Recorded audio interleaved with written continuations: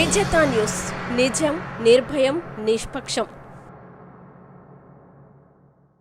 మంచిర్యాల జిల్లా కేంద్రంలోని తిలక్ నగర్ లో ఉన్న దివ్యాంగుల వయోవృద్ధుల పునరావాస కేంద్రం ఆత్మీయ చారిటబుల్ ట్రస్ట్ చేయూతనందించింది. పునరావాస కేంద్రం శిథిలావస్థలో ఉండి దివ్యాంగుల వయోవృద్ధులు ఎదుర్కొంటున్న ఇబ్బందులను ట్రస్ట్ సభ్యుల దృష్టికి తెలుసుకున్నారు.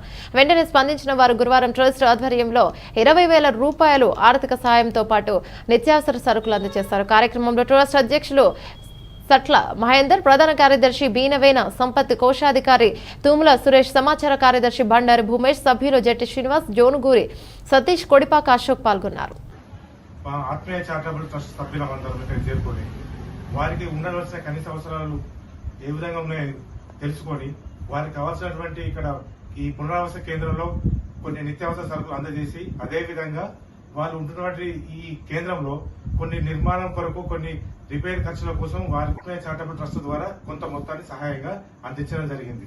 దాతలు ఇదే విధంగా స్పందించి వీరికి అవసరమైన సహాయ సహకారం అందించగలరని మా ఆత్మీయ చారిటబుల్ ట్రస్ట్ ద్వారా కోరుతున్నాం.